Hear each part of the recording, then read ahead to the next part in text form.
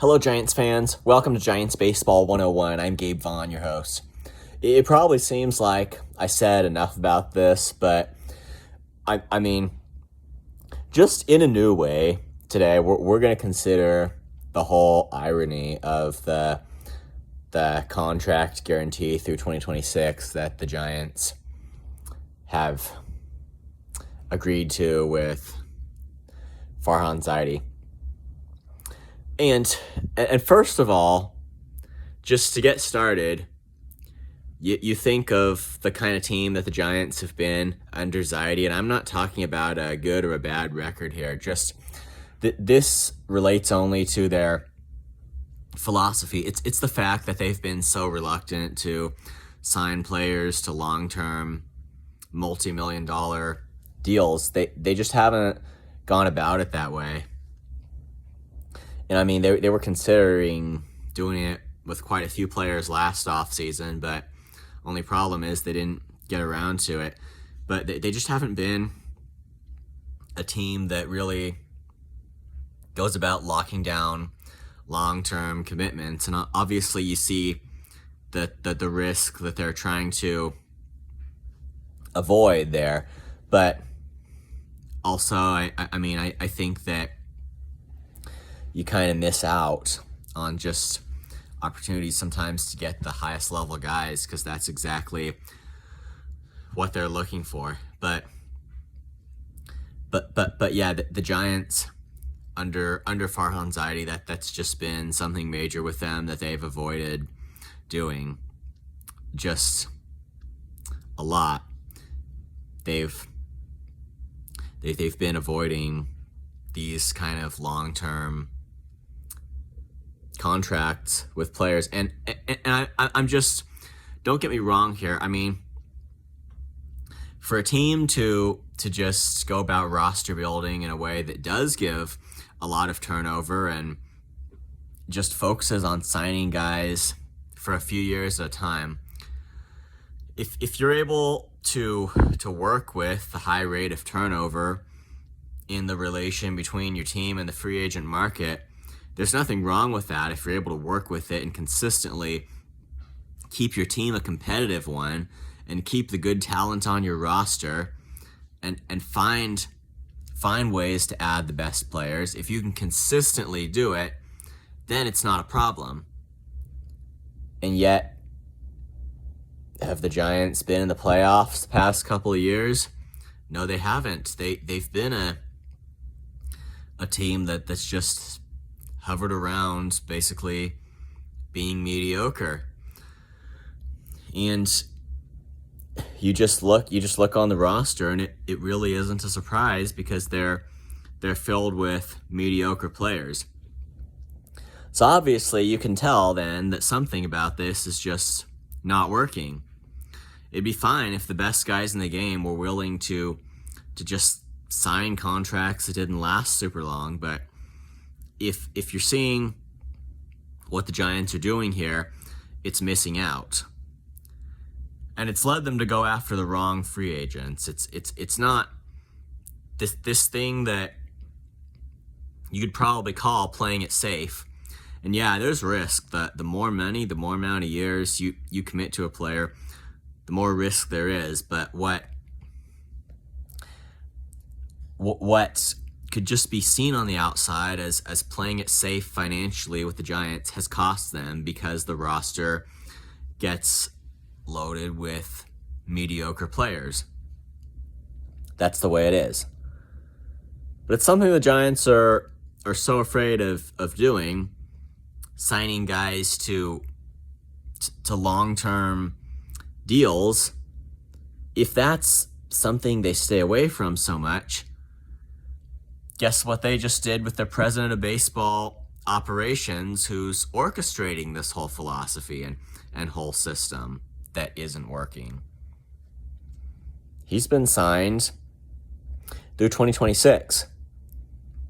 And I know what you're probably thinking. Well, 3 years is not a long-term deal. Now I will say, for an executive, it really can be. Now, I understand that I mean, executives sign for 5 years or more. I'm not denying that. But you know what? I don't care.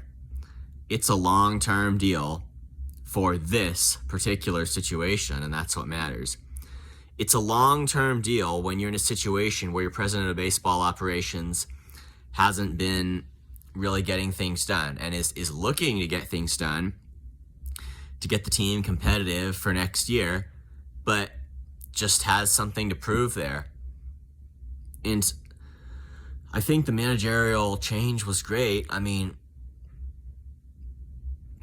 Kepler for Melvin is definitely that's just a total win there on fixing that. But it's like only one part of it. I mean, I feel like the Giants owners just they don't understand that there's so much more to it there.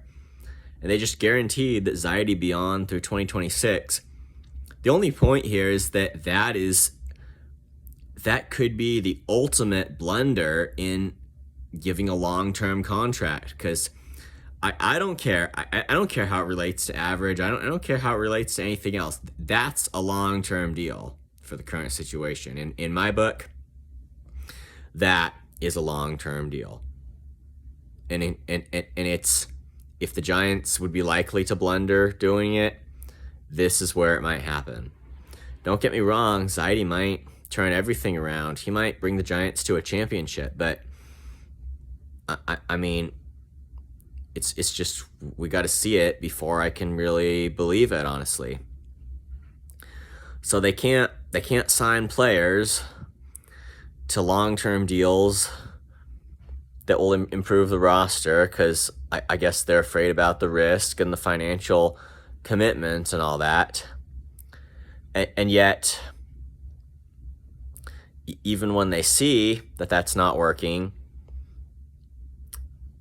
with Zaidi, the guy who that's kind of been his philosophy, they just go and extend him before giving him a chance to prove himself this offseason. If this offseason went anything like well, then not well, I mean, there could be a new consideration for that, but the offseason hasn't happened yet. So that's something I don't understand. Okay, probably enough said now about Zaidi's extension through 2026. It happened, so we're just going to have to see how it turns out. And on the free agent market, basically, who's the priority? Well, starting pitching, I think that's something that you should just immediately think of when you think about the Giants' priorities in free agency this offseason, because that's something that's just been so weak for them. It's just, there's no other way you could describe it. But that will do no good if they don't sign the right guys.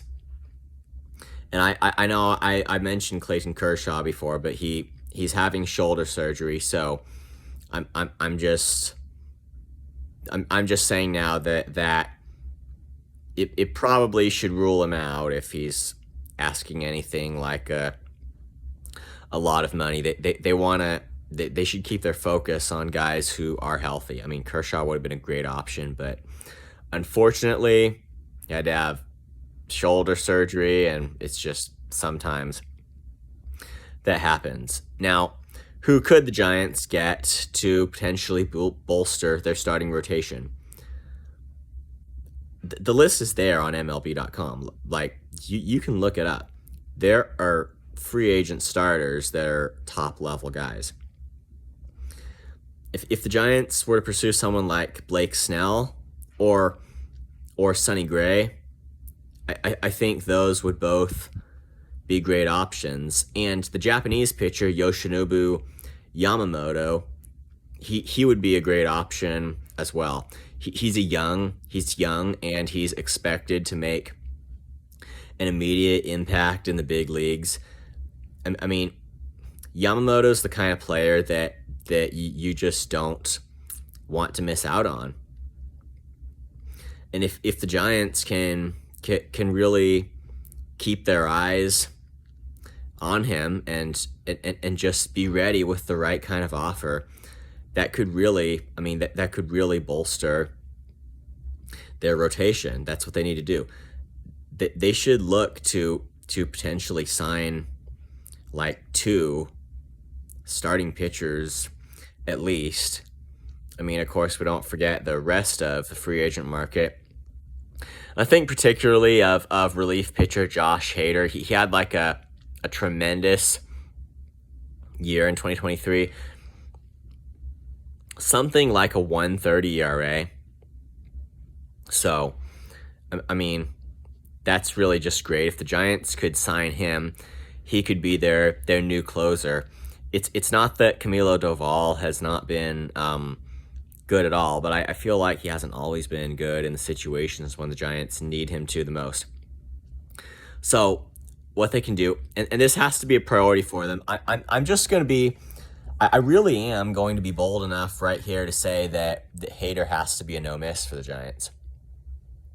Because he's the standout reliever. If you're gonna want to sign a good reliever this offseason, it's got to be him. So Giants have to make it a priority not to miss Hader. It's just the fact of the matter. But they signed Hader, and it would mean he takes over as the closer, and Doval continues to hone his skills. And I really think that Doval can be a really good reliever. He's got the staff if he can just harness it. I think these last couple of years, which have been pretty good for him on the mound, they've also been learning experiences. It could be just right for him in 2024. I think that he and Hader would just make a good 8th and 9th inning match. So these are the names the Giants should be thinking about in terms of pitching. And, with hitting, we're not going to go over everybody, but there are guys out there. Like, the talent is there. Just don't let anybody tell you that it's not. The key is just basically not to miss out. And there's gonna have to be some kind of philosophical priority here.